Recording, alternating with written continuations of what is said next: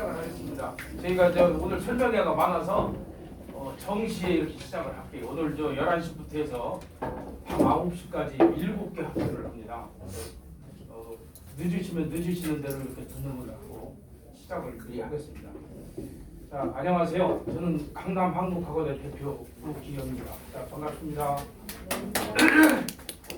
제가 좀 설명회를 좀 많이 하다 보니까 목이 좀 결석이 돼서 가능하면 제가 아름다운 목소리가 나올 수 있도록 노력을 하겠습니다. 네. 이 시간 설명회는 아름고등학교 예비고1 내신 학습 전략 설명입니다. 저희가 2017년도 12월에 내려와서 개원한 이래 몇 년을 있어 보니까 좀 설명회가 많이 필요한 것이다 해서 저희가 매주 토요일마다 이렇게 예비 중학교 2학년 이하 학부모님들 또 현 중3 학부모님들 이렇게 대상으로 해서 오전과 오후로 구분을 해서 매주 토요일마다 이렇게 설명회를 해왔습니다. 혹시 여기 참석해 보신 분들 계세요? 설명회 오셨던 분들 한 분 계세요? 중2 때 한 번. 중2 때 한 번 오셨어요? 다른 분들은요? 주민센터. 저희들이 이제 하다 보니까 처음에 저희가 취지는 이게 입시 정부와 전략이 입결에 매우 중대한데 이렇게 그런 정보를 접할 수 있는 교육 인프라가 좀 열악하다. 그래서 우리라도 세종의 이런 교육 인프라 개선에 앞장을 서보자 해서 당시로서는 아주 맹랑한 그런 취지를 가지고 출발을 했었습니다. 몇 년을 하다 보니까 굉장히 결과적으로 성공적이었죠. 그래서 아름동 주민자치회에서 공동으로 해서 합동 입시 설명회를 열자고 해서 저희들이 주관을 하고 주최를 아름동 주민자치회에서 해서 한 3년 전부터 이렇게 매년 9월 첫째 토요일에 이렇게 하고 있습니다. 그래서 아마 아름동 주민자치회에 참여하신 분은 그때 오셨던 것 같아요, 그죠? 네. 그때 좀 괜찮았어요? 도움이 되셨어요? 네.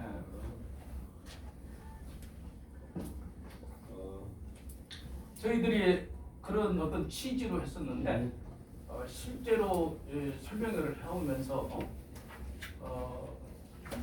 저희 학원의 입시 실적도 매우 좋아졌고 그다음에 세종시 전반적으로 보면은 물론 우리 설명회를 통해서 그런 것만은 아니지만 여러 가지 여건상 인프라가 좋아지고 학부모님들의 인식도 많이 개선이 되고 우수한 학생들도 많이 늘어나고 해서 결과적으로 세종시의 지금 입결은 굉장히 급속도로 빠르게 좋아지고 있습니다.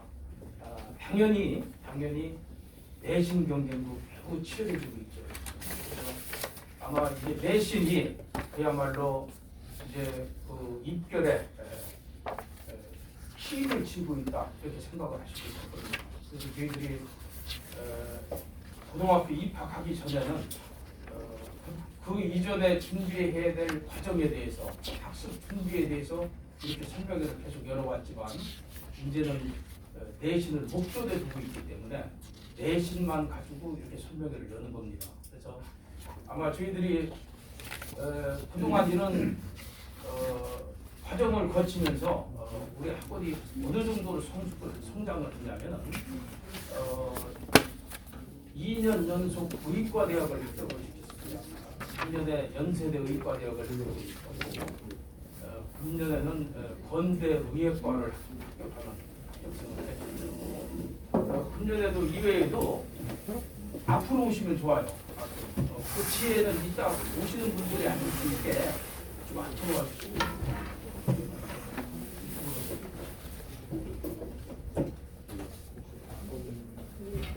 오세요. 괜찮아요. 그렇게 해서 금년에도 연세대학교 물리학과, 그다음에 중앙대학교 시스템 생명공학부, 그다음에 경희대학교 전자정보공학부 이렇게 합격생들을 자격을 하고 있습니다. 아마 내년에도 한 두세 명 정도의 의학 계열의 합격생이 배출되지 않을까 이렇게 보고 있습니다. 지금 이것은 우리 학원만 이렇게 지금 입시 실적이 좋아지는 것이 아니라 세종시가 전반적으로 입시 실적이 좋아집니다.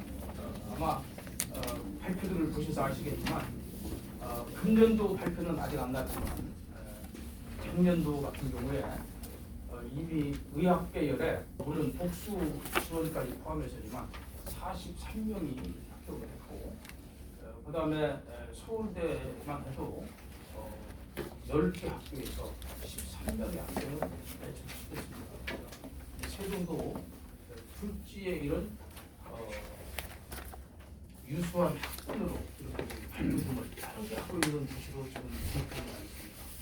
그래서 해가 다를수록 해가 지날수록 굉장히 빠른 속도로 내신 경쟁이 치열해지고 있다. 얼마 전까지만 해도 모의고사 2등급까지도 내신 1등급을 이렇게 받을 수 있었던 것이 세종이었는데 지금은 최근 들어서 1, 2년 사이에는 모의고사 1등급을 가지고도 내신 2등급을 보장이 안 됩니다. 무슨 말씀인지 아시겠죠? 이제는 내신 경쟁이 그 정도로 치열해지고 있고 공부를 잘하는 아이들이 사물권에 많이 퍼진 데 있어서 과거에 1등급 아이들은 떨어져도 거의 2등급, 거의 1등급에서 머무르고 있었는데 이제는 1등급 아이들이 3등급으로 떨어지는 것도 예사롭지 않다.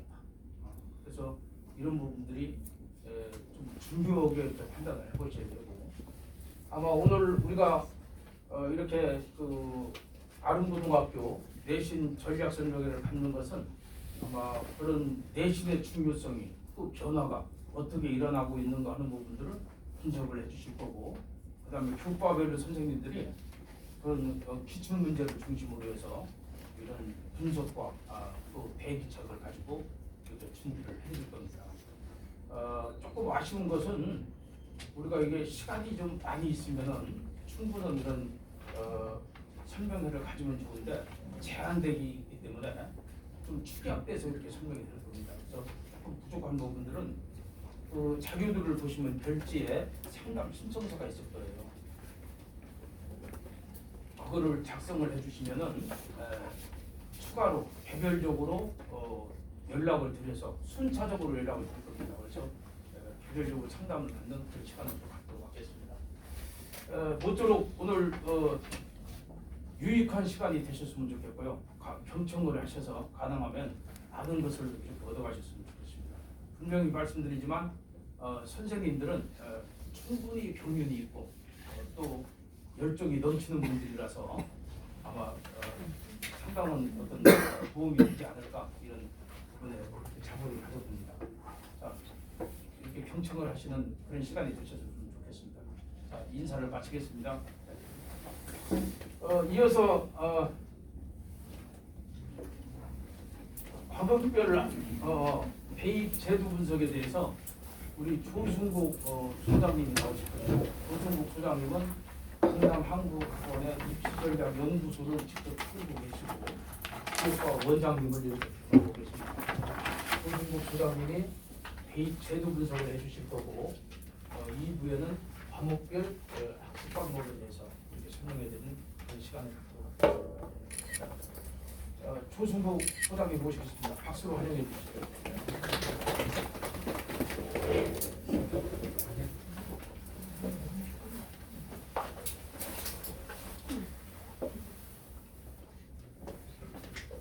안녕하세요. 예, 반갑습니다. 강남한국학원 입시전략 연구소 소장 조승국입니다. 워낙 시간이 짧아서 좀 핵심만 압축해서 좀 말씀을 드릴게요. 저는 서울의 메이저급 재종반에서요, 국어학위를 한 12년 했고요. 거의 대부분 메가스터디에서 했는데 메가스터디 온라인 1세대입니다. 1세대. 손준 회장하고 같이 메가스터디를 창시했을 때 거기 온라인 수업을 처음 시작했고요. 그리고 그 학원들에서 전부 다 입시 컨설팅을 제가 담당하고 있었어요. 오늘 좀 빨리 말씀드릴 텐데 대학 입시 구조 요것만 좀 아셔도 될 것 같아요. 네, 안타깝게도 지금 현재 예비 고1 학생들은 재수가 안 되는 현 입시의 마지막 학년이라고 보시면 될 거예요. 그러니까 지금 내년부터는 올해가 아니라 내년부터는 이제 고교 학점제예요. 그래서 입시 제도가 완전히 달라지는 겁니다. 따라서 그럴 리는 없겠지만 재수생은 매년 10만 명씩 나오고 있어요. 수험생이 재학생이 한 35만 명밖에 안 되는데도 불구하고 재수생은 매년 작년은 더 많았죠. 15만 명이었으니까. 근데 매년 10만 명씩 나오거든요. 재수생들이. 그래서 재수학원이 살아남는 거고. 자, 그런데 우리 아이들은 이제 재수가 안 됩니다. 무조건 여기서 끝내야 돼요. 자, 그런데 대학에 입학하는 방식이 수시와 정시 크게 두 가지 방식이 있죠. 많이 들어보셨을 거예요. 자, 수시는 다시 학생부 위주 전형, 논술 전형, 실기 전형인데 실기는 예체능이니까 제외를 하고 논술 전형은 고3 학생들, 그것도 중위권 학생들의 마지막 희망이에요. 1, 2학년들하고 전혀 관련이 없고. 자, 그렇다면 지금 전형에서는 수시 전형이라는 게 있고 학생부 전형이 대부분 수시로 잡혀 있는 건데 이 학생부 전형은 다시 교과 전형과 종합 전형 이렇게 두 개로 나눠지겠죠. 교과 전형은요 말 그대로 교과입니다. 교과 내신이죠. 내신. 즉 3학년 1학기까지의 내신 평점이라는 게 나오게 돼요. 그러면 1학년 때 1학기, 2학기 두 번씩 4번의 시험, 2학년 때 4번의 시험, 3학년 1학기까지 2번의 시험, 그럼 총 10번의 시험이죠. 3학년 2학기의 내신은 반영되지 않아요. 그럼 총 10번의 시험에서 이제 과목별 평균이 나오게 됩니다. 평균. 그 평균을 가지고 주요 대학에 지원하는 게 교과 전형이라고 보시면 되는 겁니다. 그럼 이제 궁금하신 점이 다 서울이잖아요. 제가 말씀드린 것도 다 전부 다 서울권 학교를 말씀드리는 거고 그러면 서울권 학교 중에서도 우리가 흔히 말하는 명문대라고 하는 16개 대학들 뭐 있잖아요. 서울도 있고요. 네, 뭐 흔히들 말하는 서영고, 뭐 서성한이, 준경외시, 건동, 홍수까지. 자, 그 학교들을 만약에 지원하려면 어느 정도의 성적대가 돼야 되느냐? 대략 2.5등급 정도는 돼야 됩니다. 그 2.5 등급 이내에 있어야지 그 학교들은 교과 전형에 지원할 수 있다고 보시면 될 거예요. 그러면 2.5라면 3학년 1학기 때까지 모든 과목에서 절반은 2등급, 절반은 3등급이 되겠죠. 그러면 2.5가 만들어지겠죠. 한두 과목이라도 4등급이 있으면 2.5를 벗어나죠. 2.5를 벗어나면 아예 교과는 지원이 안 된다고 보시면 될 거예요. 만약에 우리 아이가 정말 열심히 해서 모든 과목에서 올 2등급을 받았다. 그럼 2.0이 만들어지겠죠. 그러면 서울대 연고대를 제외한 모든 대학은요 아주 행복하게 지원할 수 있어요. 모든 대학. 그래서 목표를요 2등급 한 3분의 2, 3분의 2는 3. 그러면 서울대 연고대를 제외한 모든 대학은 교과로 지원할 수 있다고 생각하시면 될 거예요. 근데 굉장히 좀 쉽게 보이잖아요. 2.5 이내다. 어마어마하게 어려운 겁니다. 2.5 이내라면 어느 고등학교든 상위권에서 단 한 번도 벗어난 적이 없는 거예요. 만약에 1점대에 있다, 그러니까 2.0 이내에 있다, 그러면 스카이급이 되는 거고요. 1.5 이내에 있다, 그러면 이제 의대가 되는 거고요. 그렇게 이해하시면 될 거예요. 자, 그런데 우리 아이가 정말 열심히 공부해서 2점대 초반에 있다. 정말 노력 많이 하는 학생이고 정말 공부 잘하는 학생이죠. 그래서 2점대 초반이에요. 그러면 이제 주요 대학들을 교과로 지원을 하겠죠. 그러면 무조건 합격이 되느냐? 그렇지 않죠. 그 모든 대학들은요 전부 다 수능 최저를 요구하고 있습니다. 근데 수능 최저가 만만치가 않아요.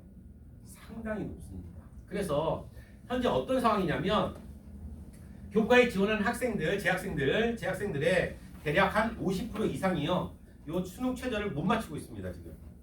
그럼 잘 이해가 안 되시죠? 상위권 학생인데 수능이 어렵다 한들 그 공부 잘하는 학생들이 왜 수능 최저를 그 학교에서 요구하는 수능 최저를 못 맞추느냐? 수능과 내신은요 별개입니다. 따로 준비해야 돼요. 따로. 근데 많은 학생들이 내신만 준비해요. 그러면 수능 최저를 맞출 수가 없습니다. 그래서 작년 기준으로 봤을 때 수능 최저를 작년에 너무 어려웠죠. 많이 들어보셨나요? 작년 수능이 역대급으로 어려웠기 때문에 수능 최저를 못 맞춘 학생들이 너무 많아요. 재학생들이요. 그래서 재수생이 올해 엄청나게 많습니다. 저 재수반에 오래 있었으니까 교류가 되잖아요. 그러니까 벌써부터 재수학원의 문의가 엄청나게 쏟아지고 있어요. 왜 그러냐? 수능이 어려웠기 때문에. 다시 말하면 수능 최저를 못 맞춘 거죠. 그런 학생들은 이제 정시로 다 돌려버리는 거예요. 자, 그래서 수능 최저는 상당히 높다는 거죠. 이 두 가지가 병행돼야지만 교과에 지원할 수 있다. 다시 말씀드리면 그래도 기본은 교과죠. 수능 최저는 이게 됐을 때 얘기잖아요. 그래서 무조건 2.5등급 이내는 있어야 된다는 얘기죠. 자, 종합은 학종이라고 불리는 게 종합이거든요. 예, 깜깜이 전형이죠. 교과는 왜 떨어졌는지 다 알아요, 학생들이. 그리고 학교에서 그 발표를 합니다. 교과 전형은요. 근데 이 학종은요, 모든 대학이 공개를 하지 않아요. 그래서 왜 떨어졌는지 제가 본인들이, 학생들이 전혀 알 수가 없는 게 바로 학종입니다. 학종. 자, 근데 학종은요, 교과 들어가죠. 근데 이 교과가 요 교과 전형보다는 조금 낮아도 돼요. 그러니까 예를 들면 이 교과 전형 같은 경우에는 이 내신이 교과 내신이에요. 내신이 2.5를 벗어나면 무조건 안 된다고 보시면 될 거예요. 2.5를 받기도 힘들어요. 2.5면 그러면 뭐 경희대, 중앙대, 성균관대 여기를 지원할 수 있느냐? 지원 자체가 안 돼요. 그 정도도. 예. 좀 낮은데. 예. 그래도 건대, 동대, 아유 상대적인 거죠. 어마어마한 학교죠.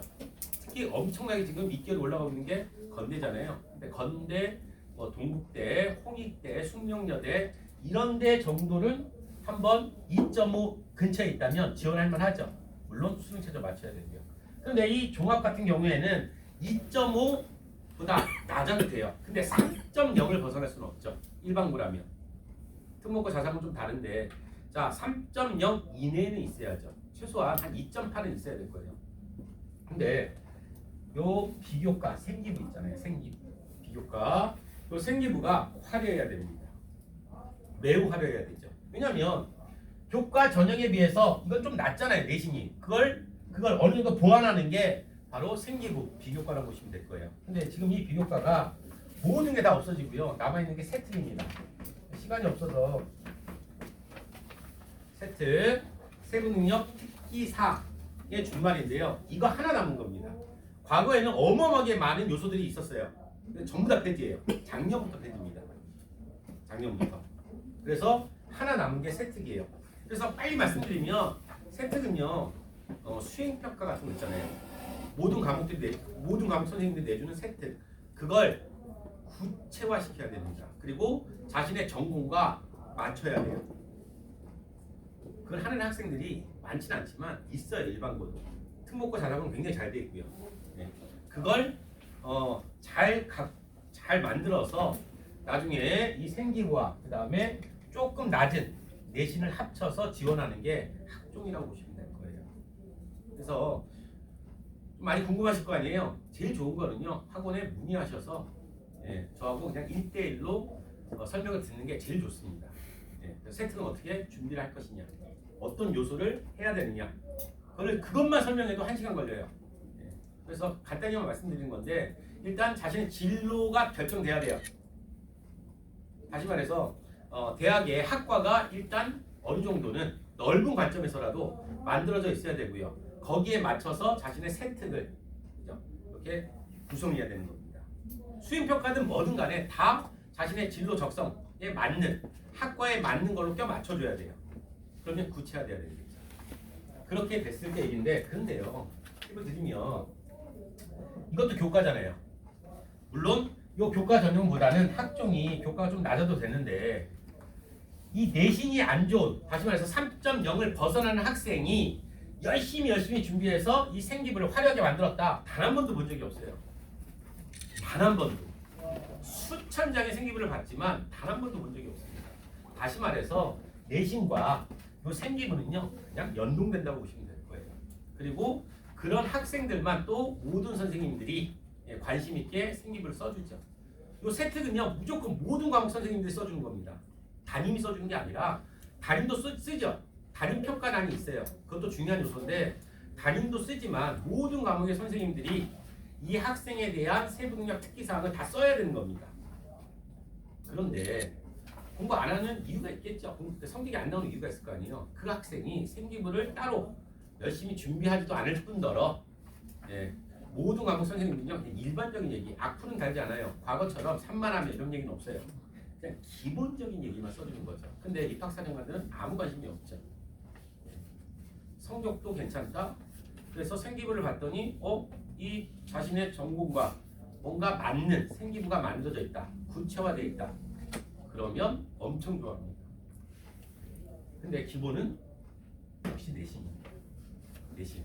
자세히 말씀드리면 길어지는데 내신 좋은 학생들은요 무조건 그 학교에서 챙겨요. 왜? 우리 학교를 빛낸 학생들이죠. 우리 학교를 빛낸 학생이기 때문에 또 좋은 대학에 보낼 수 있는 학생이기 때문에 아예 교무회의 때 교장 교감이요 성적 각 반의 우수 학생들은 조금 선생님들이 좀 신경 좀 써주세요. 뭘 신경 써요? 세특 잘 쓰라는 얘기죠. 세특 잘 쓰라는 얘기입니다. 그래서 내신이 좋은 사람들이 당연히 생기부도 좋고요. 교과는요 압도적으로 내신입니다. 내신. 일단 내신이 돼야지 지원을 하고 수능 체제를 맞추든지 말든지 할 거 아니에요. 무조건 내신이라고 보시면 될 거예요.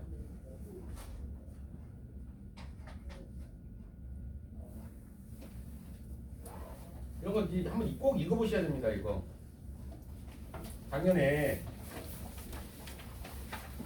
전부 다 폐지됐거든요. 모든 게 남아있는 건 세특이에요. 방금 말씀드렸다시피 선생님 여기 좀 선생님 자 그런데 수능이 또 바뀌어 있습니다. 자, 요 다음 학년 그러니까 지금 현재 중3 올라가는 학생들은요 고교 합격되기 때문에 이 수능도 완전히 변해요. 이게 마지막 학년이기 때문에 자 수능이 굉장히 중요한데요.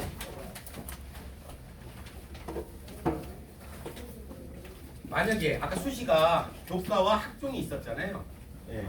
내신이 돼야 되는 건데 만약 1학년 때 어느 정도 내신이 안 좋다. 즉 막 3.5 이렇게 있다. 1학년 때요. 1학년이 딱 끝났는데 내신 평점이 3.5 근처에 있다. 그러면 이제 수시는요 극단적으로 좀 불가능합니다. 그러니까 서울권에 있는 수시는 안 된다고 보셔야 돼요. 3.5를 벗어나면 2학년 때 정신 차려서 열심히 한다 한들 많이가 안 돼요. 그러면 그 학생들은 전부 다 정시로 돌리죠. 대부분이요.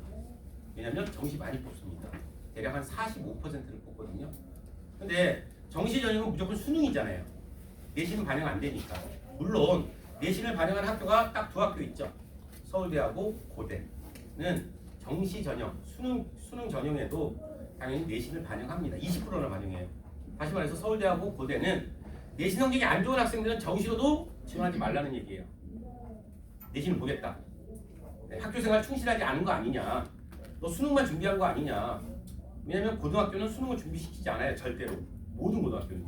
따라서 너는 학교의 생활에 충실하지 않지 않았느냐. 내신 성적이 안 좋고 넌 수능만 준비해서 지원한 거 아니냐. 그거 인정하지 않겠다라고 해서 서울대하고 고대는 일단 내신이 안 되면 정시 그 수능이 아무리 좋다 한들 불가능합니다. 근데 딱 두 학교뿐이에요. 나머지 학교들은 수능만 잘 보면 되는 거죠. 물론 쉬운 말은 아니겠지만. 자 그런데 이 수능이라는 게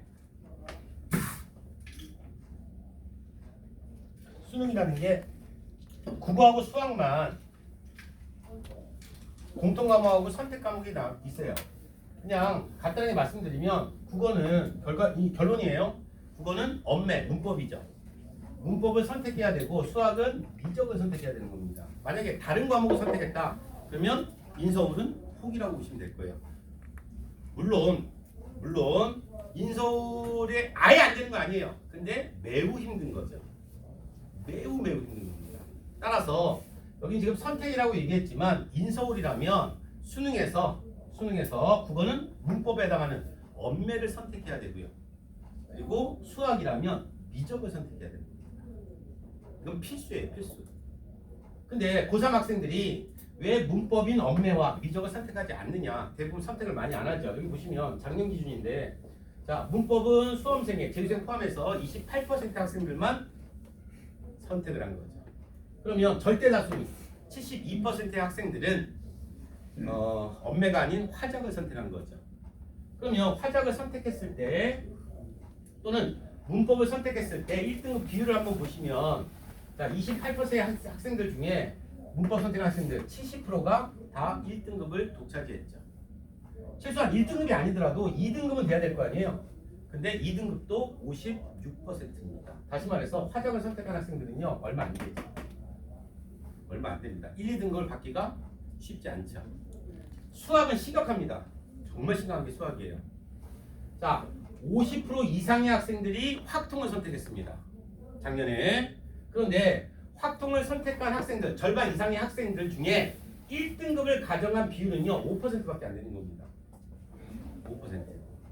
그러면 2등급은 받아야 되는데 2등급을 받은 학생도 13%밖에 안 돼요. 다시 말해서 확통을 선택해서 2등급을 받는다는 건 쉽지 않다는 얘기죠. 근데 미적을 선택한 학생들은 38%밖에 안 돼요. 많이 대폭 줄죠. 그런데 이 미적을 선택한 학생들 중에 1등급을 가져간 비율은 87%가 넘습니다. 2등급은요 75%. 어마어마합니다.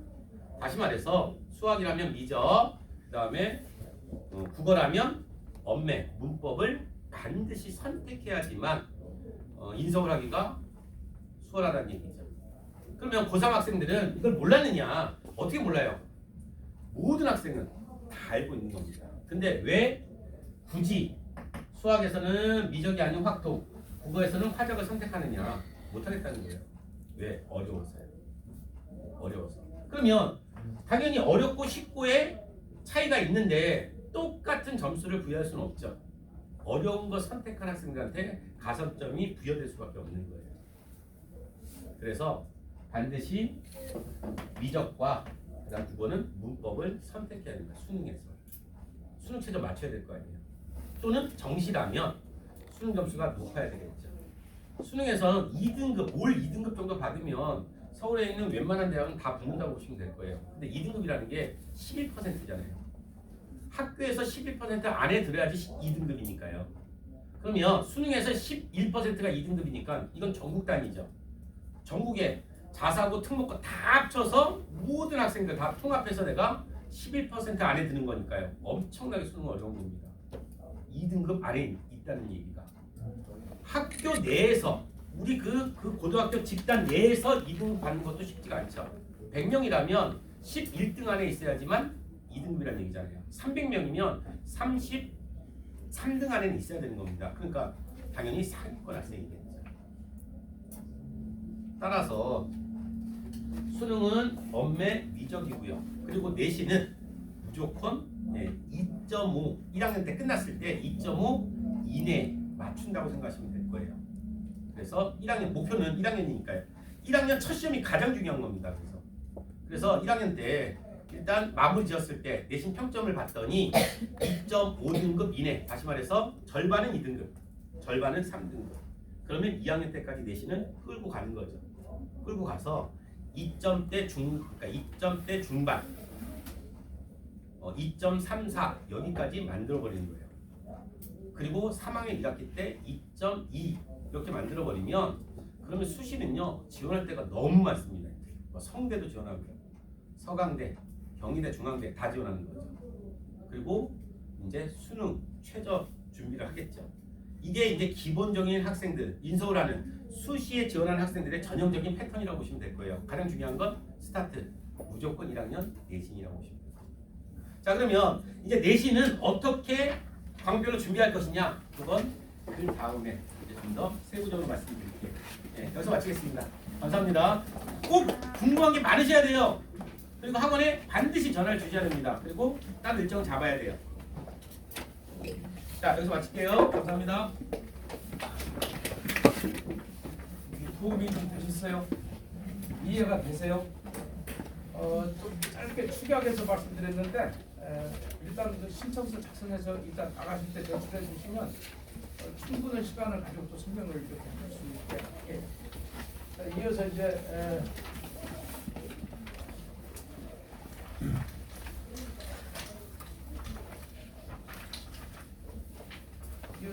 국어, 아름고등학교 국어는 우리 두 분 선생님이 담당하고 계십니다. 아까 설명해 주신 조승국 원장님하고 또 한 분은 지금 이제 설명해 주실 김금기 선생님입니다.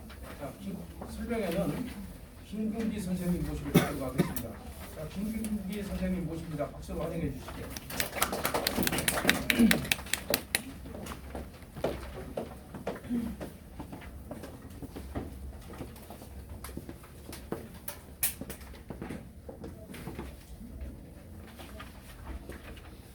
네, 저는 아름고등학교 사회공예를 맡은 김경길 강사입니다. 목차는 이렇게 총 4개로 구성을 해봤고요. 지금 본문 들어가서 하나하나 자세히 말씀드리겠습니다.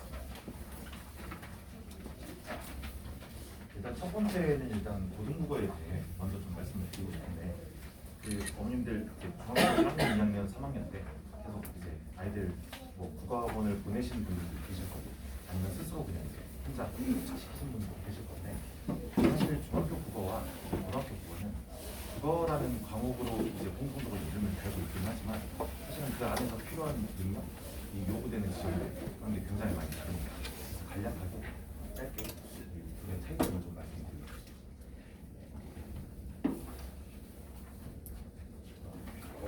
고등국어 무엇을 공부하나요? 해서 제가 이제 영역을 총 4개로 구분을 해봤는데요. 이제 첫 번째는 이제 독서, 그다음에 문학, 화작, 언매 이렇게 돼 있는데, 아무래도 어머니들께서 특히 이제 예비 고1이니까 고등학교 1학년 때는 가장 중요한 게 모의고사나 수능보다는 내신 쪽이잖아요. 내신에서는 어떤 게 좀 핵심적으로 다뤄지냐면, 위에 있는 이 두 개가 아니라 이 문학과 이 언어와 매체. 이 언어와 매체가 사실은 되게 매체 파트는 이제 고등학교 2학년부터 중요해지는데, 언어라고 이제 워딩 돼 있는 게 문법입니다. 그래서 고등학교 1학년 국어 내신에서는 문법과 문학 이렇게 두 개가 중요한데, 이 사실 모의고사까지 사고를 확장해 보면 이 독서와 문학 이렇게 두 개가 가장 중요하거든요. 그래서 위로 좀 올려놨는데 하나하나 좀 말씀을 드리겠습니다. 여기 독서에서는 가장 먼저 보이는 게 이제 어휘력이죠. 근데 어휘력이 제가 이제 문학에서도 써놨고 독서에도 써놓은 이유가 뭐냐면, 사실 요즘 아이들이 이 본인이 어떤 한국에서 그래도 한 10몇 년 살다 보니까 내가 그래도 한국말을 좀 잘한다, 한국에 있는 단어들은 좀 잘 알고 있다라고 생각을 하는데, 막상 지문을 읽히거나 어떤 작품들을 같이 감상하다 보면 사실 모르고 있는 어휘가 너무 많을 때가 많습니다. 예를 들어 제가 한 가지만 여쭤봤는데, 그 냉소나 자조라는 말씀 좀 들어보셨죠? 학생들도 비슷한 느낌입니다. 들어는 봤고 대충 어떤 느낌인지는 아는데, 실제로 작품이나 지문 속에 구현되어 있을 때 어떤 의미로 해당 단어들을 파악해야 하는지 이런 것들을 잘 모르고 있습니다. 그리고 저희 시험지는 약간 불행하게도 그 구체적인 의미들을 하나하나 다 물어서 이제 문제를 출제하거든요. 그래서 어휘력이 사실 문학과 독서에서는 가장 중요하지 않나라고 이제 좀 생각을 하는 거고, 그 밑에 독해력과 감상 능력이라고 되어 있는데, 그 독해력이라는 건 사실은 이 그냥 사전적 의미만 풀어보면 읽고 이해하는 능력입니다. 근데 단순히 잘 읽어라, 잘 읽고 잘 이해해라라고 말하면 사실은 누구나 다 할 수 있는 것처럼 보이지만 가장 많이 요구되면서 가장 많이 어려워하는 지점이기도 합니다. 그래서 문학 작품을 감상하는 능력은 시나 소설, 고전 문학 이렇게 각각 영역별로 다르게 이제 감상하는 능력이고요. 저 밑에 있는 학법 전문가 언어와 매체는 지금 어머님들 자녀분들이 이제 수능이나 모의고사를 치를 때는 사실은 선택 과목 형태로 되어 있습니다. 아까 이제 말씀 좀 주셨겠지만 그 둘 중에 하나를 선택하는 상황에서 보통은 이제 이쪽이 경쟁력이 있다 보니까 언어와 매체 쪽을 많이 선택하는 경향성이 있는데, 헌법 전문도 1학년 고등국어에서는 국어의 전 영역을 모두 다루기 때문에 토론이나 토의 혹은 이제 초보 작성과 관련된 걸로 이 교과서에서 배웁니다. 그래서 총 이렇게 4가지 영역을 공부하는 거예요.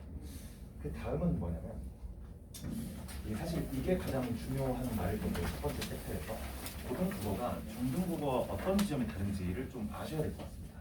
중등국어는 여기 지금 쓰여 있는 대로 시험 범위 내에서만 거의 이제 출제가 되고, 학교에서 선생님께서 말씀하신 수업 내용으로만 출제가 됩니다. 그러니까 사실 제목이 국어로 달려있기는 하지만 어떤 국어적인 능력, 새로운 작품을 감상하는 능력이라든가 어떤 새로운 텍스트를 읽고 이해하는 능력, 그런 것들이 거의 요구되지 않습니다. 그냥 선생님께서 말씀하시는 걸 잘 듣고 잘 필기해두고 시험지에 잘 써내기만 하면 되는 거거든요. 그래서 제가 요구되는 능력 밑에 뭐라고 써놨냐면, 이건 국어적인 능력이 필요한 게 아니라 노력이랑 기억력이 필요한 거다. 엉덩이를 얼마나 의자에 오래 붙이고 많이 공부하느냐에 따라서 시험 점수가 결정되는 거지. 이 사실은 독해력이나 감상 능력을 묻기는 좀 적절하지 않은 시험이 아닌가라고 이제 좀 말씀드리고 싶은데, 고등국어는 사실 아까 초장에도 제가 말씀드렸다시피 굉장히 많이 다릅니다. 학교 시험 범위로 예고된 것만 시험지에 나오는 게 아니라 그냥 전혀 말씀하시지 않았던 그런 작품들도 시험지에 굉장히 많이 실리게 되고, 또 심지어는 교과서에 실려 있는 작품임에도 불구하고 학교 선생님의 설명과 다르게 문제가 출제될 수 있습니다. 아니, 그 학교만 다니는 친구들도 결국 시험을 잘 볼 수 있어야 하는데 선생님의 설명과 다르게 문제가 출제되면 문제를 어떻게 맞춥니까? 그럼 그럴 때는 사실은 이제 그 이의제기, 그런 여지를 없애기 위해서 이런 보기 같은 것들을 활용합니다. 그래서 문제에다가 보기 같은 걸 추가적으로 주고 추가적인 자료들을 붙여 놓으면 배운 내용을 그 보기와 함께 연결해서 그렇게 풀 수 있도록 출제하거든요. 그러니까 고등국어는 사실 내신이나 모의고사 상관없이 읽기 능력이 많이 요구됩니다. 그래서 어떤 노력이나 기억력의 범주가 아니라 본인이 얼마나 독해력을 가지고 있고 논리적으로 풀어낸 능력을 가지고 있으면 내가 배운 내용을 얼마나 응용할 수 있을지, 여기에 관련된 시험을 묻습니다. 제가 한번 같이 연습해보고 싶어서 작품 하나를 실어왔는데요. 여기 이제 윤선도라는 이름을 아마 많이 들어보셨을 없는 나오고, 근데 이제 만흥이라는 작품 중에 일부 총 6개의 수로 구성된 연시조인데 가장 마지막 6수를 끌고 왔습니다. 일단 제목에서 좀 보시다시피 저 많이 이제 흩어질 만자거든요. 흥은 이제 제가 흥이 난다라고 할 때 그때 흥인데, 자연 속에 묻혀서 이 자연을 즐기며 자연 친화적인 이야기를 하는 그런 시조입니다. 이 마지막 수를 한번 제가 읽어보겠습니다. 강산이 교타한들 내 분으로 누웠느냐.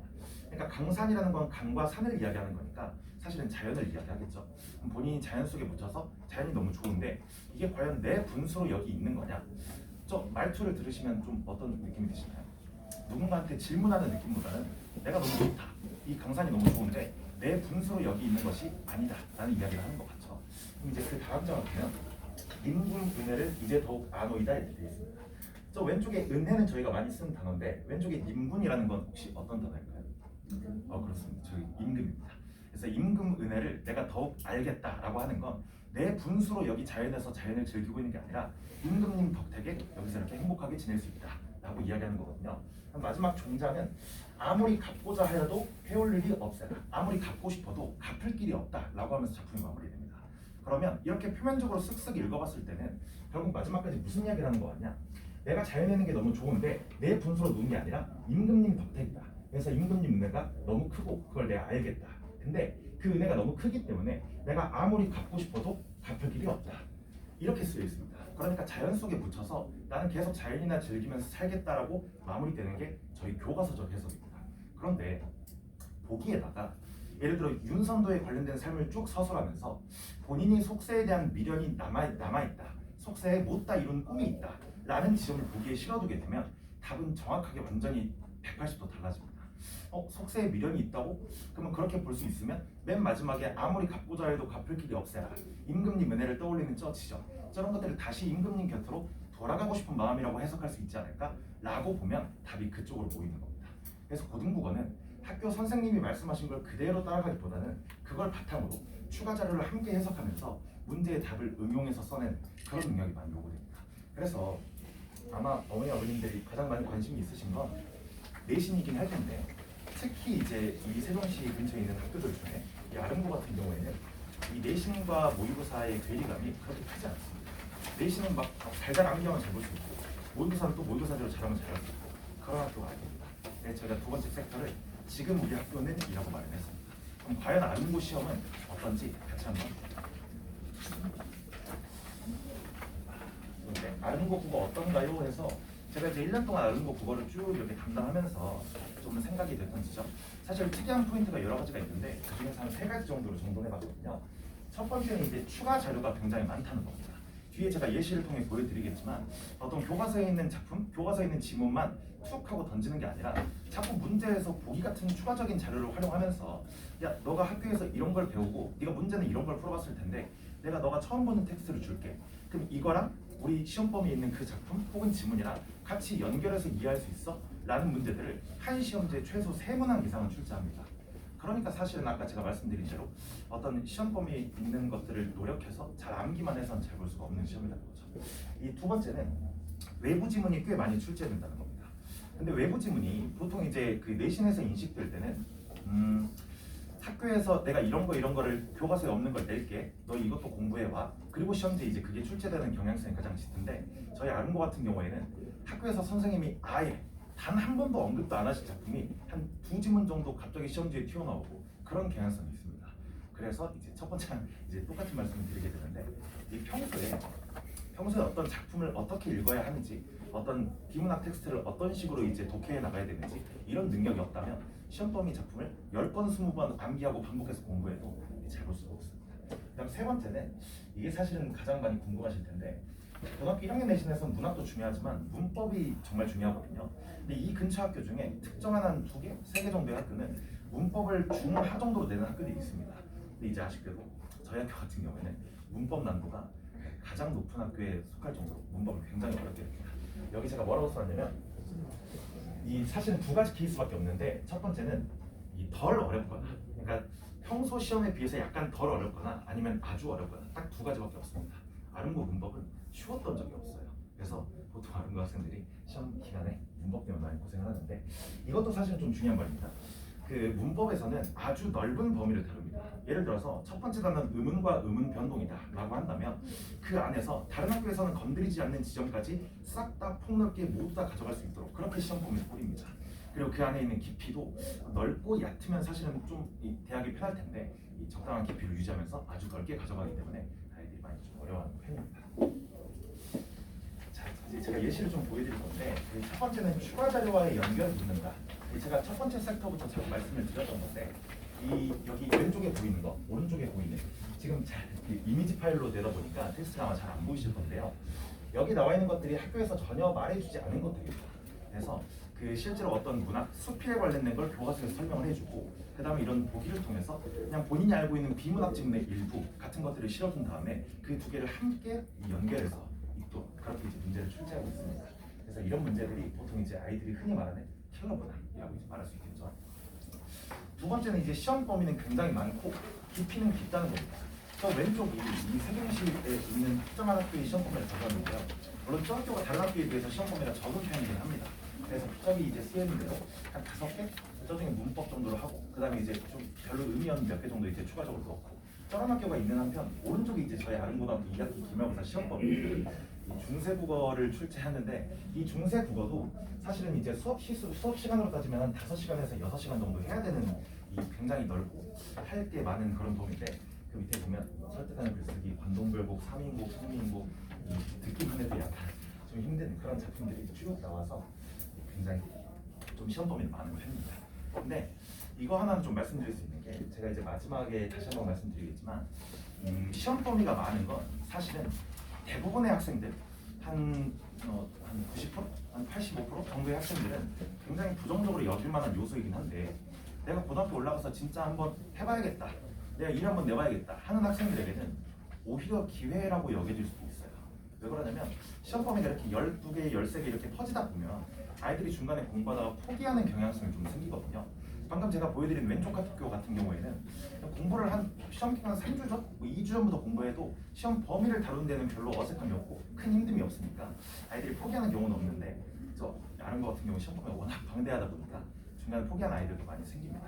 그래서 오히려 열심히 하려는 친구에게 기회가 될 수 있다라는 말씀을 드리고 그다음 세 번째는 이제 문제는 대응이다라고 제가 말씀을 좀 드리고 싶은데 제가 이제 여태까지 고등국어와 중등국어의 차이점, 고등국어는 어떤 지점을 묻는지 그 다음에 아름고등학교는 어떤 지점을 묻는지 이런 것들을 좀 말씀을 드렸는데 결국 이제 저희한테 중요한 건 그래서 어떻게 해야 되냐 아름고가 이렇게 되는 건 알겠는데 그래서 학생인 나는 어떻게 해야 되냐 부모인 나는 어떻게 가르쳐야 되냐 이런 것들을 좀 이제 궁금해하실 것 같아서 총 3가지로 좀 말씀을 드리겠습니다. 첫 번째는 이게 사실은 제가 하고 싶은 가장 핵심적인 말인데 냉혹한 현실을 수용해야 된다라는 겁니다. 이게 나는 아마 어머니 아버님들 비슷한 생각을 하고 계실 거예요. 나는 결국에는 뭐 정시보다는 뭐 수능보다는 뭐 내신을 해서 뭐 수시로 뭐 학종이나 뭐 이런 걸로 대학을 보내겠다라고 이제 생각을 하실 수도 있고 학생들도 보통 그쪽을 선호하기는 하는데 어쩔 수가 없습니다. 저희 학교 내신의 특성상 내신만 열심히 하고 수능 기간 때는 좀 뭐 그냥 딴 거 하고 수학이나 영어 하고 이렇게 해서는 점수가 잘 나오기 힘든 구조입니다. 내신 중간고사 기말고사 시험만 해도요. 그래서 그 현실을 받아들이고 평소에도 수능 공부를 열심히 하고 내신 기간 때는 내신 공부를 열심히 하고 이런 말씀을 좀 드리고 싶고, 그다음 두 번째, 세 번째는 사실은 연결되는 건데 그래서 이제 학교 선생님의 말씀을 그대로 듣고 내신 공부를 하면서 이 평소에는 본질에 가까운 접근을 좀 했으면 좋겠다. 그다음 세 번째는 그렇게 태도를 정립하는 거면 결국 한 번 듣고 그냥 이해하고 털어버리는 게 아니라 결국 계속 인위적으로 반복적으로 연습도 하고 그다음에 뭐 역할 정도로 문제풀이도 많이 늘리고 이렇게 하면서 완전히 내고서를 만드는 과정까지 있어야 이 세 개가 모두 만족되어야 우리가 이제 올바르게 대응할 수 있지 않을까 라는 말씀을 좀 드리겠습니다.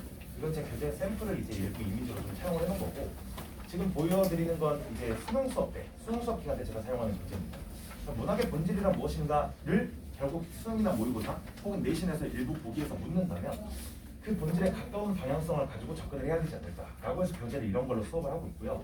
그리고 다음 페이지에 보여드리는 이렇게 3장, 5장 이렇게 뿌려져 있는 이거 있잖아요. 이건 제가 내신 때 활용하는 자료입니다.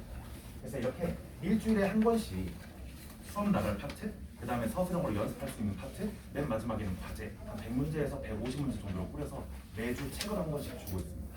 그래서 그렇게 이 교재는 진행이 되고, 그 다음 페이지 이렇게 3장 묶여 있는 건 매주 테스트를 보게 됩니다. 직전에 배운 내용들을 결국에는 본인이 숙제를 통해서 어느 정도는 익혔을 텐데 그걸 내가 하나의 문장 혹은 2-3개의 문장으로 요약해낼 수 있냐, 이거를 매주 테스트를 통해 확인하고 있습니다. 그리고 이제 어머니들께 매주 문자로 보내드리고 있습니다. 이제 마지막입니다. 마지막은 이제 한자로 쓰이는데 제가 가장 좋아하는 한자 성어 2개거든요. 마지막은 자랑 좀 하고 끝내겠습니다. 저게 이제 전화위복과 수적석천입니다. 제가 이제 쭉 1번부터 3번 섹터까지 좀 말씀을 드렸는데 아마 이제 이렇게 느꼈을 거예요. 아름고 시험이 좀 어렵네, 아름고 국어가 좀 힘드네, 그럼 아이들이 좀 어려워하겠다, 어쩌지? 라는 생각을 하실 텐데, 사실은 이렇게 어려운 시험도 경향성이 맞는 친구라면 조금 더 기회가 될 수 있지 않을까? 아까 잠깐 말씀드렸지만 이게 사실은 이 카톡을 제가 하나 첨부해놨는데요. 굉장히 건조하죠. 저 친구가 이제 종합 전교 1등을 했습니다. 근데 이제 그 1등을 한 친구 치고는 정말 대답이 건조한데 본인이 1등 할 줄 아마 알았나 보죠. 근데 저 친구는 공부를 이렇게 합니다.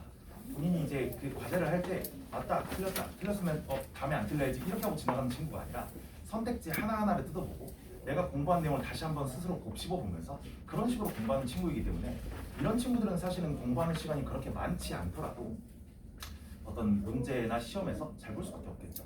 그래서 이런 친구들은 사실은 시험 범위가 많기는 하지만 저런 이 식으로 공부를 하다 보면 그리고 마지막에 아주 국어에 큰 시간을 투자하지 않더라도 문제풀이를 막 300문제, 400문제 매주 풀지 않더라도 좋은 성적을 거둘 수 있을 것 같고요. 이제 이 친구가 이제 아름고 다니는 친구, 제가 이제 1년 동안 가르쳤던 친구인데 저 친구가 제가 사실 1년 동안 가르쳤습니다. 1년 동안 가르치면서 1학기 때는 이제 굉장히 열심히 했음에도 불구하고 이제 종합 3등급이 나왔는데 사실은 진짜 1등급 하는 친구들보다 훨씬 더 많이 공부를 했음에도 3등급이 나오면 포기할 법도 하잖아요. 근데 저 친구는 내가 좀 부족했다, 내가 더 열심히 해야겠다 라는 생각으로 열심히 해서 결국 2학기 때는 1등급으로 마무리를 했습니다. 수적석천이라는 말이 무슨 뜻이냐면요, 떨어지는 빗방울로도 바위를 뚫을 수 있다라는 말입니다. 제가 저 친구를 보면서 내가 좋아하는 사자성어가 인간으로 구현된 게 어딨네 라는 생각도 좀 들었어요. 그래서 본인이 공부하는 성향에 따라서 굉장히 좋은 학교일 수도 있고 혹은 본인의 성향이 잘 맞지 않다고 하더라도 이런 식으로 노력으로 충분히 공부할 수 있다는 거 이렇게 말씀드리겠습니다. 마지막에 좀 드릴 말씀이 있기는 하지만 시간이 많이 좀 지나버려서 여기까지 하겠습니다. 감사합니다.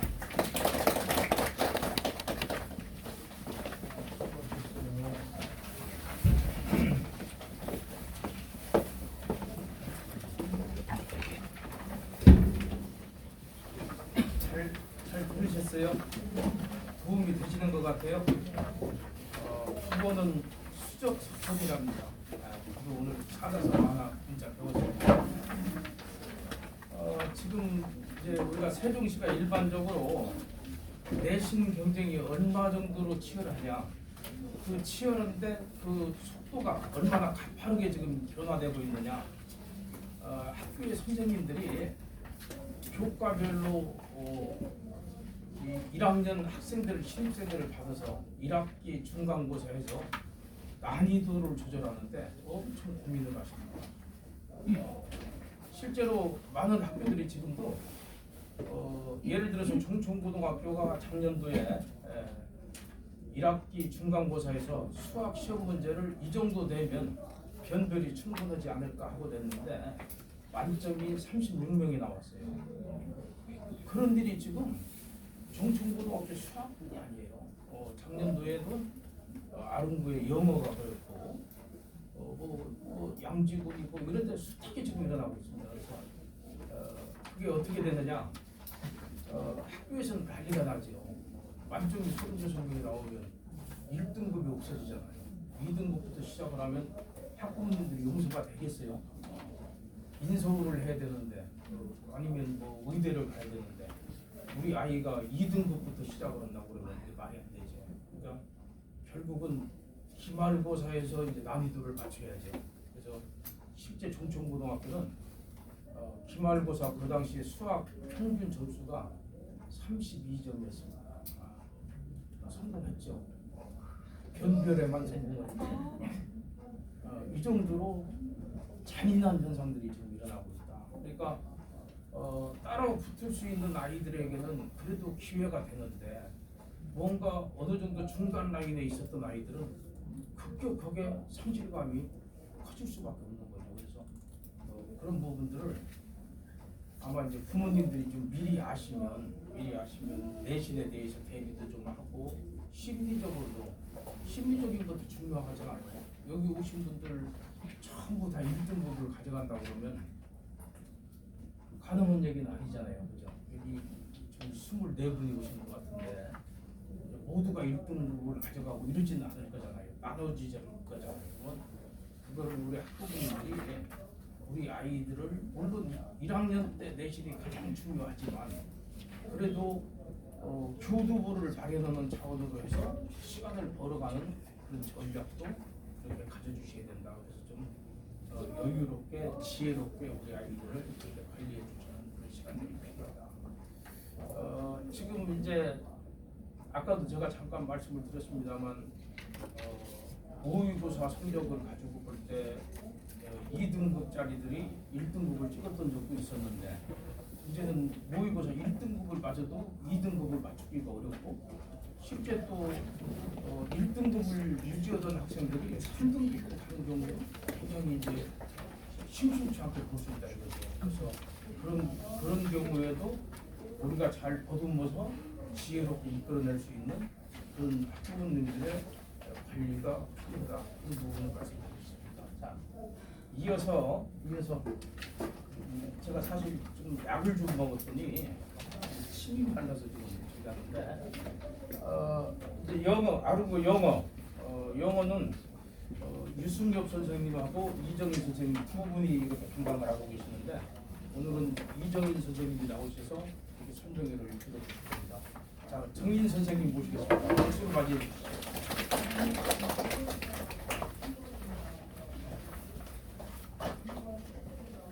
안녕하세요. 안녕하세요. 네, 상남한국에서 아름고랑 부르고 영어를 담당하고 있는 정인 강사입니다. 자, 일단 간단하게 저의 소개로 좀 시작을 해볼게요. 이거는 좀 나중에 되게 돌아가셔서 천천히 보시면 되실 것 같고 그리고 자료 잠깐 말씀드리고 할게요. 일단 저희 학원에서는 학교별로 아이들 직전 보강 때 학교 유형에 맞춰서 좀 아이들 학교마다 문제 유형이 다르지 않습니까? 그래서 그거를 조금 시험지로 만들어서 미리 좀 내신 시뮬을 할 수 있게끔 만드는 자료고요. 상당히 높습니다.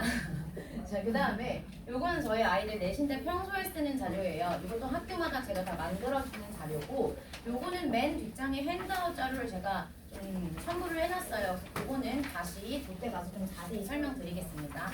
그래서 단순히 저희 학원은 시중 자료만으로 내신 대비를 하는 게 아니고 각 학교별로 전문 선생님들이 들어가셔서 그에 맞는 필요한 자료들을 따로따로 다 준비하고 있어요. 약간 이거는 이제 수강 후기인데요. 이건 좀 제 자랑이라서 좀 간단하게 돌아가셔서 보시면 좋을 것 같습니다. 자, 이제 아름고 본격적으로 시작하겠습니다. 자, 일단 1번 가장 중요해요. 그래서 제가 아이들 학교 들어가면 가장 먼저 물어볼 것이 학교 영어 선생님 성함이 뭐냐를 물을 겁니다. 자, 왜냐면요. 22년과 23년 내용이 문제 유형이 완전 다르게 됐어요. 왜 그럴까요? 23년에 종총고 선생님이 아름고로 오셨어요. 그래서 그 이전 종총고 스타일이 작년 아름고 문제 유행이었어요. 뭐가 가장 다르냐? 이제 종총고는 상당히 영어가 원래 쉬웠어요. 근데 작년부터 아름고 선생님이 종촌으로 가시고 종총고 선생님이 아름으로 오면서 종총고의 영어 난이도가 확 뛰어 올랐고요. 그 다음 아름고의 1학기 첫 중간고사 너무 쉬웠습니다. 망했어요. 시험 대출이. 그래서 기말 때 매우 어렵게 나왔었는데 그 어렵게 난이도를 올리는 방식도 딱 그 종천 선생님이 하셨던 방식 그대로 적용이 되었어요. 자, 그 선생님이 제일 좋아하시는 게 시간 조절입니다. 문제 길이가 이따 제가 뒤에 첨부해놨는데 어마어마하게 길어요. 한 문제가 시험지의 반쪽이에요. 그래서 그런 거를 막 때려 넣어서 난이도 조절을 하세요. 문제 자체가 굉장히 까다롭거나 조금 두르거나 양지고처럼 추론 능력이 많이 필요하다. 이런 학교는 아닙니다. 다만 선택지가 매우 길기 때문에 아이들이 다 풀어나가는 것 자체에서 버거워해요. 그래서 서술형을 손도 못 댔어야 하는 친구들이 굉장히 많이 나왔었어요. 그래서 아름고는 지금 예전 선생님이 다시 1학년을 맡으실지 아니면 종촌에서 오신 그분이 맡으실지 현재 미지수기 때문에 여러 가지로 대비를 좀 해둬야 됩니다. 그러면 일단 계약을 하고 나면 학교 선생님이 누구신지 알기 때문에 대응이 되지만 그럼 방학 때 어떻게 준비를 할 거냐? 자, 일단 무조건 속도 조절 필수입니다. 기존 아름고 선생님도요 문제를 다 읽어야 하는 유형이에요. 우리가 그냥 배웠으니까 이 내용이겠지? 내가 외운 대로 푸는 순간 망하는 시험이에요. 무조건 그 지문을 다시 다 읽어야 되는 시험이에요. 그렇기 때문에 영어 읽는 속도가 느린 친구들은 당연히 고득점이 나올 수가 없어요. 자, 그럼 이건 어떻게 올려야 될까요? 기본적으로 어휘력과 구문독해입니다.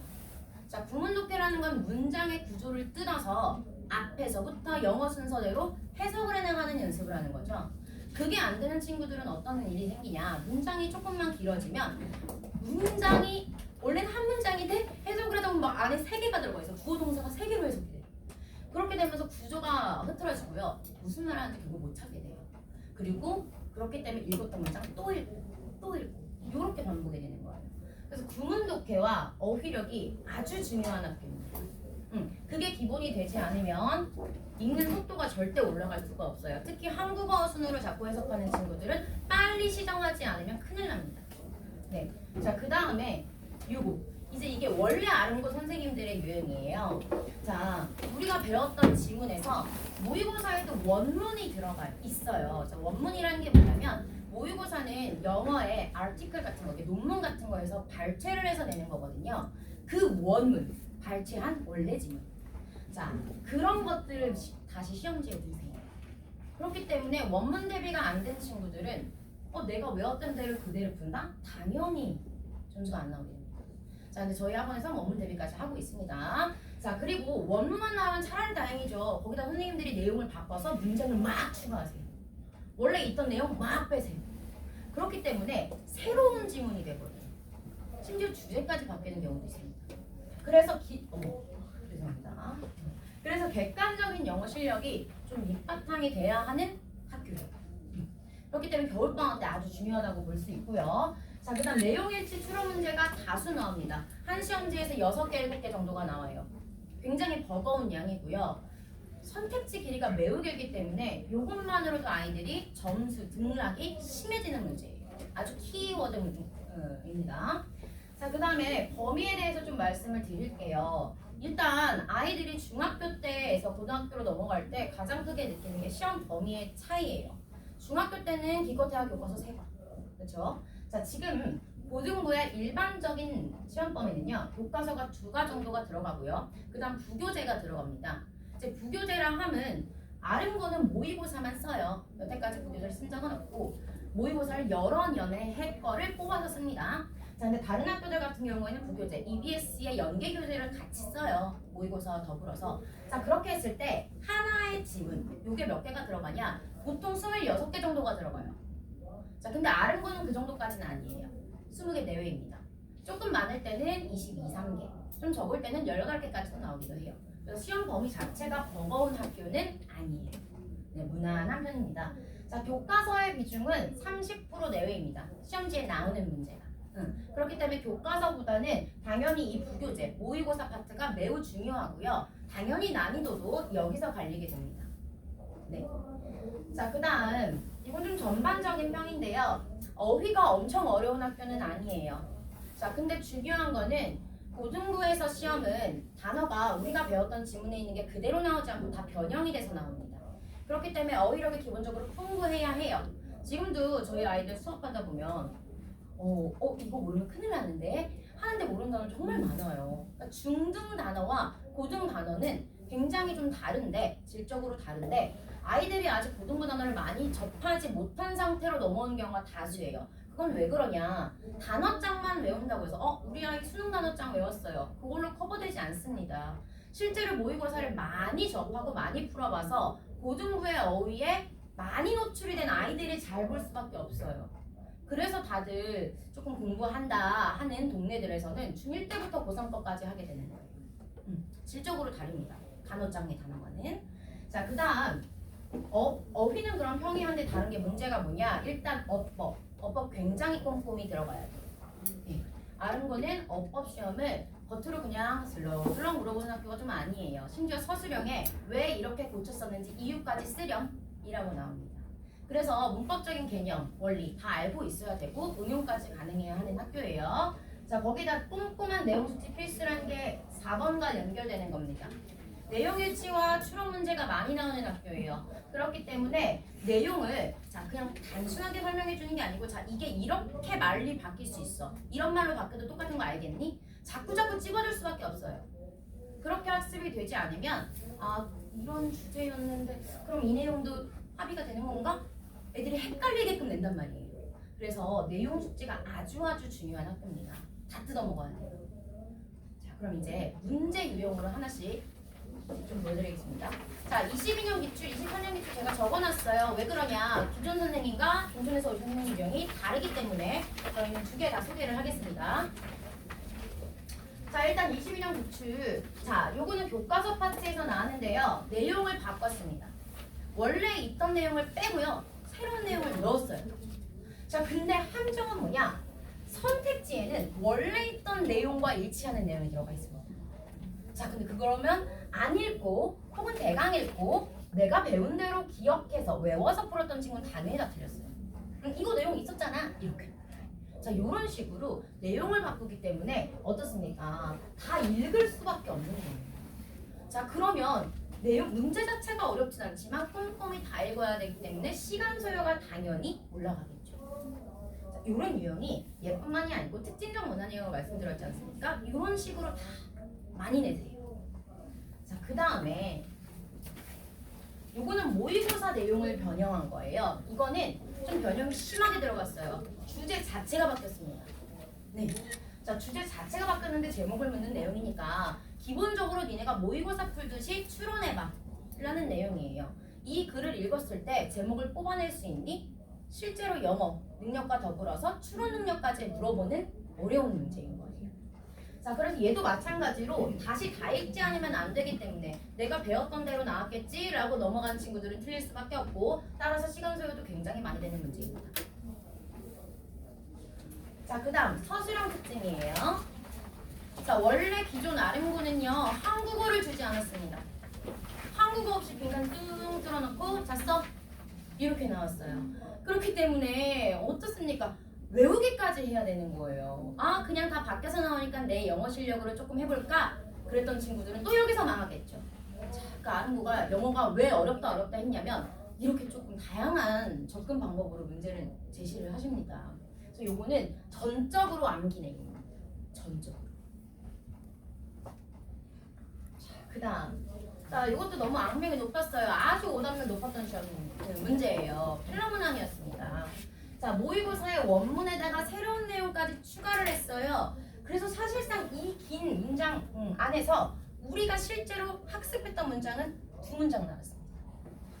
네, 나머지는 다 바뀌었다는 얘기예요. 근데 그걸 어떻게 냈냐? 아이들이 굉장히 모의고사에서 어려워하는 전개 추론 방식으로 낸 거예요. 순서를 알아서 맞춰보려. 그렇기 때문에 이거는 정말 탑 530률 1등이었어요. 이거 맞은 친구가 거의 없다고 하더라고요. 굉장히 어려웠을 것 같습니다. 그래서 원문도 추가하셨고요. 원문에다가 선생님들이 조금 더 살을 붙여서 문제를 새로 만드셨습니다. 얘도 그래서 시간 소요도 굉장히 많이 들겠죠. 자, 이제 23년 기출입니다. 자, 엄청 긴 거 보이시죠? 실제로 시험지 반. 시험지에 실제로 반입니다. 예. 요게 6, 7개가 나왔어요. 네, 미쳐버리죠. 이거 너무 긴데 한 선택지가 이렇게 깁니다. 네, 거기다가 또 여러 개를 골라야 하는 거예요. 그러니까 난이도가 또 업그레이드가 되겠죠. 자, 이런 문제 너무 힘든 문제예요. 자, 내용 숙제뿐만이 아니고 이 선택지를 해석할 수 있는 기본적인 어휘력과 영어 실력이 되냐까지 물어보면서 너 빠르게 다 감당할 수 있니? 라고 속도까지 물어보는 겁니다. 자, 근데 문제 6개, 7개 나와요. 그렇기 때문에 제가 아까 강조했던 속도 중요합니다. 무슨 말씀인지 아시겠죠? 네. 자, 얘가 종총부 선생님이 이렇게 됐어요. 난이도를 올리실 때 얘의 개수로 조절을 하십니다. 그래서 어렵게 낼 때는 얘가 7개, 8개가 나오고요. 조금 이번에는 좀 평이하게 가볼까? 그러면 4개 정도 되십니다. 없진 않아요. 네, 시험이 평이했다 하더라도. 하지만 한 번 경험했던 아이들, 조금 센스 있는 친구들은 다음번에도 이렇게 길게 나오겠지 하고 대비를 해서 그 뒤에는 그렇게 많이 틀리진 않습니다. 하지만 처음으로 딱 이렇게 나왔을 때 아이들이 당황해서 정말 평균 등급이 우르르 내려갔었어요. 네, 그래서 이런 것도 항상 염두를 해둬야 합니다. 자, 그 다음에 23년 기출이에요. 이제 서술형에는 기본적으로 2가지 유형을 내세요. 간접 명작. 간접 명작은 뭐냐? 한국어를 제시해주고 영어 단어 몇 개 주고 조건을 준 다음에 그 문장 써봐. 근데 그거는 저희가 학습을 통해서 충분히 커버 가능한 부분이죠. 사실 서술형으로 나올 것 같은 건 다 찍어줍니다. 네, 그런 것들 외우면 되는데, 자, 요건 어떤 유형이냐? 자, 저렇게 문장에 밑줄을 5개 걷어요. 2개 틀린 문법을 찾아라. 그 다음 왜 틀렸는지 이유를 써라. 네. 그렇기 때문에 조금 어려운 거예요. 아이들이 어느 정도 암기를 했던 친구들, 나는 조금 객관적 영어 실력은 좀 약하니 열심히 외워봐야겠다 했던 친구들, 요거까진 맞을 수 있겠죠. 왜? 내가 외웠던 거랑 틀리게 나왔어. 그럼 이 부분이 틀렸나 보다 문법이. 자, 고칠 수 있습니다. 하지만 이유를 쓰는 데서 많이 깎였어요. 그거는 이유를 적으라는 거는 네가 이 문법 개념이 왜 그런지 정확히 알고 있니를 묻는 거였으니까, 그래서 단순 암기로는 만점을 받을 수가 없는 서술형인 거죠. 자, 그래서 어법을 공부할 때 아는 건 좀 꼼꼼히 봐야 한다. 자, 그럼 이제 어떻게 하면 될까요, 저희? 일단 꼼꼼한 질문 분석 필수입니다. 내용일치 아까 보셨지만 6개, 7개나 나오고요. 100점도 높은 문제예요. 따라서 어떤 식으로 다르게 표현될지, 자, 그게 패러프레이징이라고 저희가 말을 하죠. 자, 그런 것들이 다 준비가 되어 있어야 되고요. 그 다음 함축적인 표현들에 대해서 잘 숙지가 되어 있어야 합니다. 자, 그렇기 때문에 그냥 야, 이런 내용이야 얘들아 라고 수업을 간단하게 하는 걸로는 커버가 안 되는 내용이고요. 자, 그 다음 다양한 어휘, 어법 변형, 대비 필수. 자, 요거는 사실 모든 학교에, 모든 고등부에 공통적으로 적용되는 거예요. 다 바뀌어서 나오기 때문에 동반이어 당연히 알아야 되고요.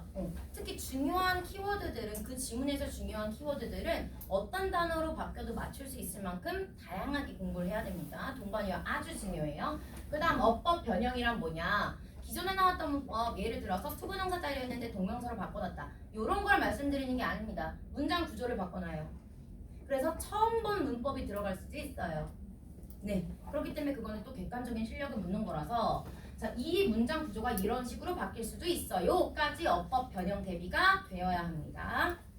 자, 그 다음 서술형 대비. 자, 서술형이 적은 학교가 아니에요. 항상 이번 작년에도 딱 한 번 시험 빼고, 네, 4번 중에서 한 번 빼곤 다 서술형이 들어갔었는데 20점, 30점 들어갑니다.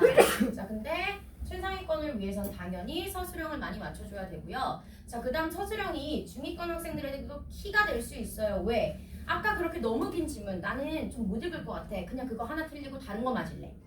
이런 것도 똑똑한 선택이거든요. 자, 그러면 그런 친구들이 확실하게 맞출 수 있는 건 오히려 객관적 영어 실력을 덜 요구하는 서술형에서 나와야 되겠죠. 네. 자, 그럼 서술형은 어떻게 하냐? 범위가 너무 많아서 모든 문장을 다 외울 수는 없어요. 잘 찍어주시는 선생님 만나면 됩니다. 네. 자, 그래서 서술형을 확실하게 암기를 해두는 것도 상위권을 노릴 수 있는 하나의 방법이에요. 서술형이 어려울 것 같으니 피해가 오히려 마이너스입니다. 네, 아름고처럼 변형이 심한 학교에서는 맞출 수 있는 거라도 확실히 맞추기 위해선 암기 영역 도움 받아야 합니다. 자, 그다음 요 모든 자료를 위한 내용을 위한 거는 저희 강남왕국에 다 있습니다, 오늘. 자, 그래서 마지막에 자, 요거 간단히 설명을 드리고 마무리를 하도록 하겠습니다. 자, 이게 이제 올인원이에요. 저희 실제로 내신하는 친구들한테는 제가 공부 애들이 좀 덜하는 것 같다. 그럼 요걸로 협박을 한답니다. 니네 우리는 안 준다. 이렇게. 그래서 여기가 적중률이 굉장히 높은 자료인데 시중에 있는 워크북과는 좀 다르죠. 자, 여기에는 중요한 동반이역, 어법 변형, 그 다음 이렇게 빈칸 추론으로 나올 것 같다 하는 것들도 다 만들어주고요. 자, 그 다음 당연히 서술형도 찍어줍니다. 서술형은 거의 99.9%의 적중률이 나오고 있고요. 자, 이렇게 문장 삽입 같은 거 전개 추론으로 변형될 수 있겠다 하는 것도 다 넣어줍니다. 네, 그래서 이런 자료로 평소에 이제 공부를 하게 되는 거고 일주일에 한 번씩 클리닉 시간에 이걸 테스트를 봅니다. 그래서 테스트 결과는 부모님들에게 카톡방에 공유가 되고요. 자, 그 다음 통과하지 못한 친구들은 통과할 때까지 다시 와서 보게 됩니다. 네, 그래서 조금 타이트하지만 이 정도는 공부해야 아름고 대비 가능하다라고 말씀드리고요. 지금 아름고 뭐 설명 들으셔서 알겠지만 당장 시험 대비가 시작할 때 하면 늦습니다. 일단 지금 우리 아이 이런 게 좀 부족한데 아까 제가 말씀드렸던 것 중에서 예를 들어 속도라든지 어휘, 어법 좀 중요한 게 있다 하면 지금 방학 때 빨리 채워주셔야 내신 들어갔을 때 커버가 가능합니다. 네, 자, 궁금하신 점 혹시 있을까요? 자, 그럼 여기서 마무리하도록 하겠습니다. 감사합니다.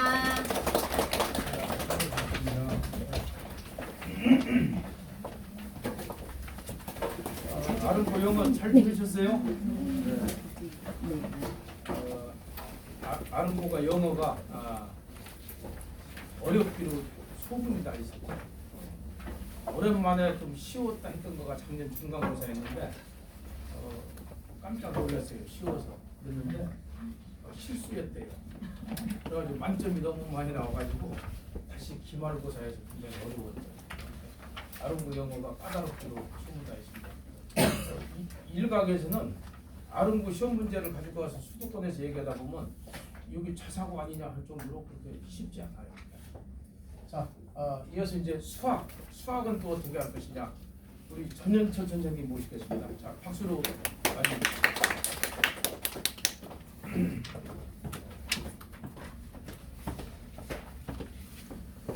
네, 안녕하세요. 고등고등 현철 선생입니다.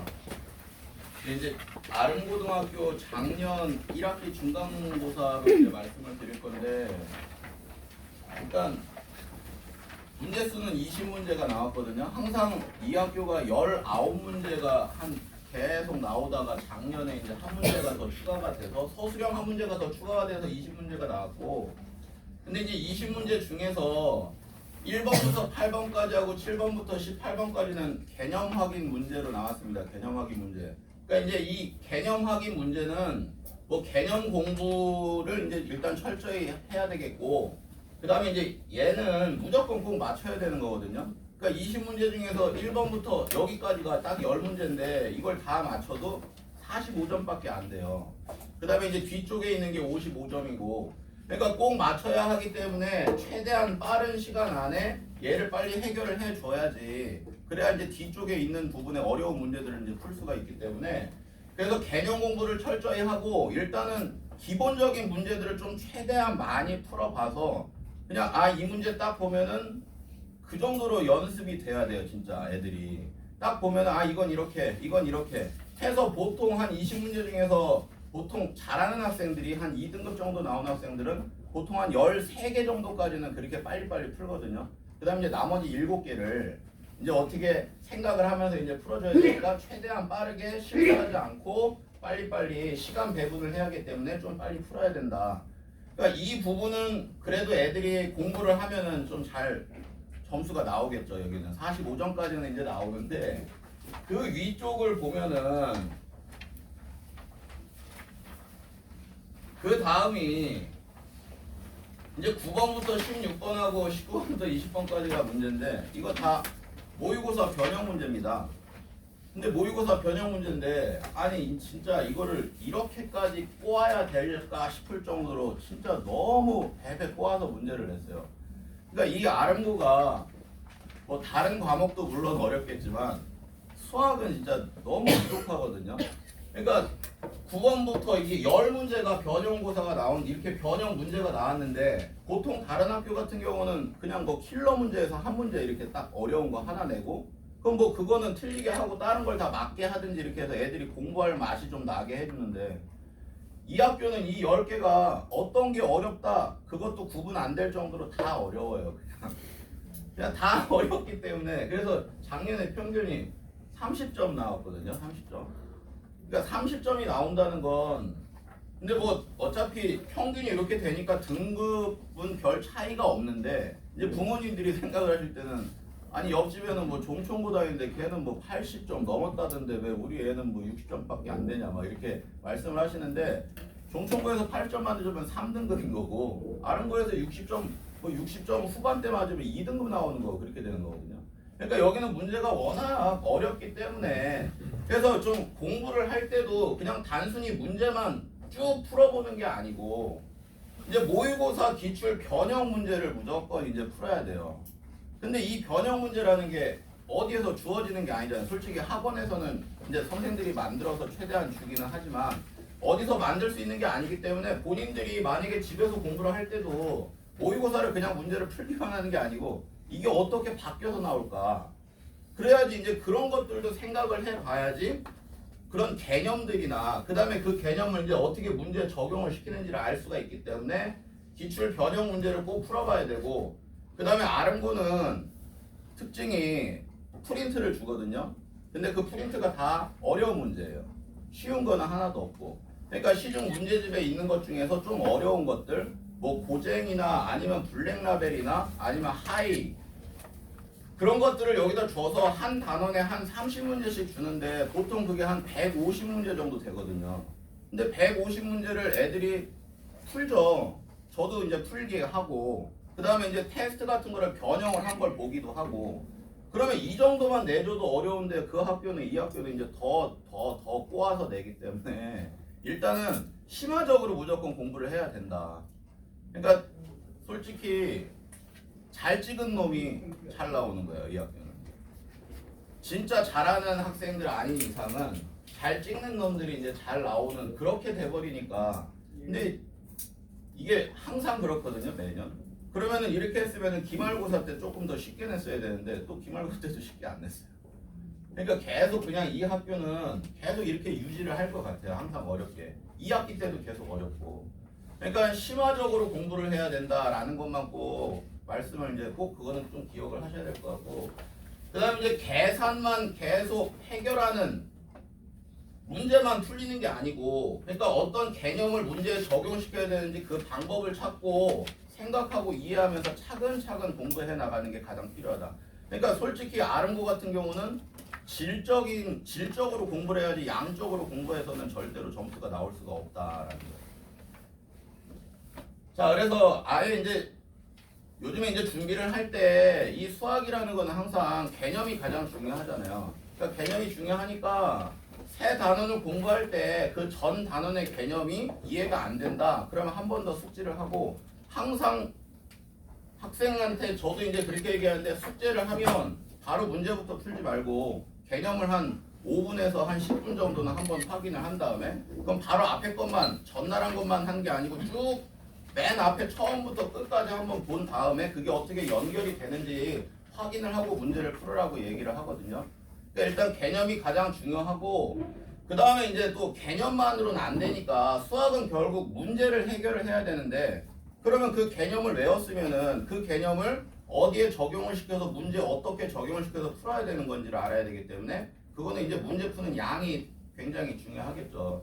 그러니까 어릴 때부터 좀 수학 공부 방법을 1학년 때부터 잡아나가야 되는데 솔직히 개념 노트 같은 거 그 다음에 오답 노트 같은 거 웬만하면 다 애들 안 쓰거든요.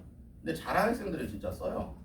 본인이 갖고 있는 거 진짜 필요한 것들 그러니까 뭐 문제 쓰고 풀이 쓰고 그런 게 아니고 내가 이걸 찾아 나갈 때 어떤 걸 이용을 해서 생각을 해서 찾아냈다 이런 것들을 적어 놓으면 이제 이게 배웠다고 해도 애들이 다 까먹잖아요. 근데 그거를 기억하는 방법이 자기가 적어놓은 걸 보는 게 가장 좋거든요. 적어놓은 걸 계속 보고 그 다음에 오답 노트도 그냥 답만 풀이만 띡 써놓는 게 아니고 내가 어느 과정에서 어느 과정으로 갈 때 뭐를 생각을 못했었는데 그거를 찾아냈다. 그런 거를 이제 써놓고 해서 꼭 이런 개념 노트 정리하고 오답 노트 정리하는 꼭 활용을 꼭 해주셨으면 좋겠습니다. 자, 그리고 이제 몇 개를 제가 다 보여드릴 수는 없으니까 일단은 20문제 중에서 18번에 해당이 되는 게 솔직히 이 문제가 여기 위에 있는 문제로 다른 학교 같은 경우는 그냥 한 문제짜리 문제거든요. 근데 이 학교는 나머지를 구해서 그 나머지를 구해서 이제 이것도 구하고 이것도 구하고 이렇게 두세 문제짜리의 한 문제들이 되게 많아요. 그러니까 문제 수는 적어. 19문제? 근데 작년에는 이제 20문제?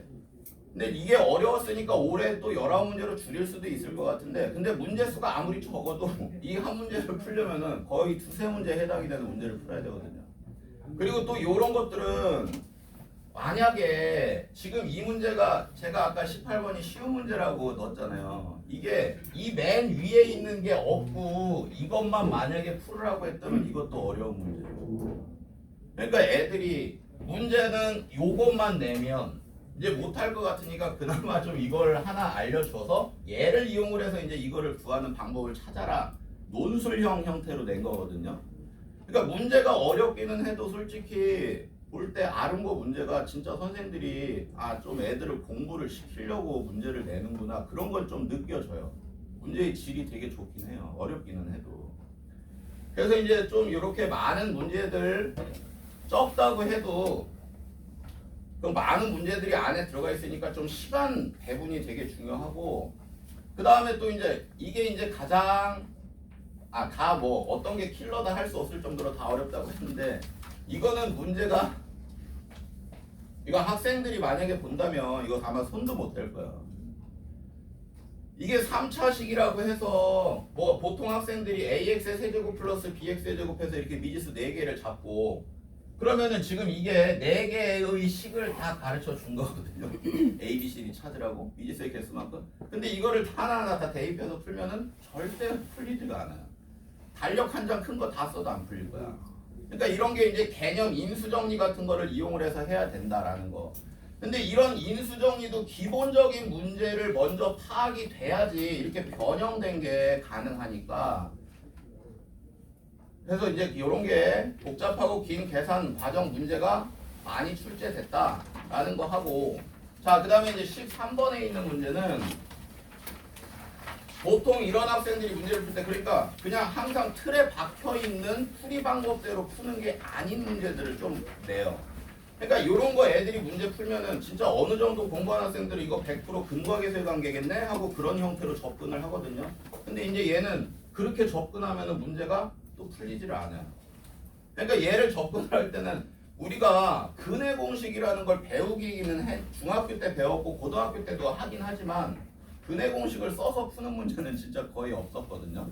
근데 이 문제는 근해 공식을 써서 거기에서 정수인근을 찾아서 문제를 풀어줘야 된다. 이렇게 그냥 틀에 박힌 문제 풀이 방법에 해당이 되는 문제가 나오는 게 아니고 어떤 새로운 거를 근데 이런 거는 다 알고 있는 건데 학생들이 이걸 근해 공식을 통해서 찾는 거라는 거를 생각을 못 해내니까 그래서 일단은 너무 어려운 문제이기 때문에 다 문제가 어렵고 그래서 심화적으로 공부를 해야 된다. 그러면 심화적으로 공부를 하려면 아예 맨 처음부터 어려운 문제를 풀어준다고 해서 학생들이 다 진짜 어려운 문제집 같은 거 하는 반은 재미가 없어요. 애들이 이렇게 제가 막 설명을 해주면 하나하나 보면은 이게 이해가 되는 건지 안 되는 건지 근데 부모님들은 아니 그거 해야 되는 거 아니냐 이렇게 말씀을 하시거든요. 근데 심화 문제라는 거는 기본 개념이나 그 다음에 기본 유형들이 최대한 숙지가 됐을 때 이제 심화 문제를 풀어야 되는데 심화 문제를 디립다 푼다고 해서 애들 실력이 늘어나는 게 아니거든요. 그러니까 지금은 차근차근 아직 뭐 몇 달 남았으니까 차근차근 개념 노트 정리하고 그 그 다음에 이제 문제 풀면서 오답 노트 같은 거 정리해 보면서 개념을 하나하나 다 뜯어 먹어야 돼요. 다 뜯어서. 그걸 다 머릿속에 집어 넣어놔야지 이제 이런 문제들을 풀 수가 있다. 보통 이거 학생들이 제가 2등급 맞은 학생들도 뒤에 4문제는 아예 손도 못 댔대거든. 아예 그냥 앞에 거 풀다 보니까 그냥 시간이 쭉 가버리니까. 근데 그거는 네 잘못이 아니고 그냥 선생님 잘못이다. 선생들. 그러니까 학교에서 솔직히 이거를 그 제한된 시간 내에 마킹까지 하면 45분 내에 풀어야 되는데 나는 그 학교 선생님들이 이게 풀 수 있을까 그것도 좀 궁금하거든요. 그러니까 그 정도로 어려운데 그래서 심화적으로 좀 준비를 잘 하고 지금부터는 일단 기본에 좀 충실해서 준비를 하시고 나중에 좀 실력이 되면 그때부터 이제 심화 문제를 준비하시면 되겠습니다. 네, 감사합니다. 수고하셨어요.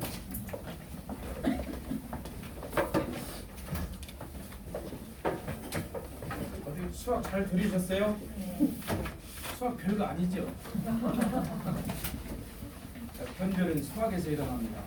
앞으로 입시에서 그리고 수학에서 변별이 일어나기 때문에 수학은 아마 굉장히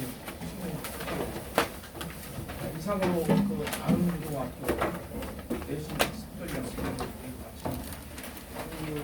궁금한 사항이 있을 텐데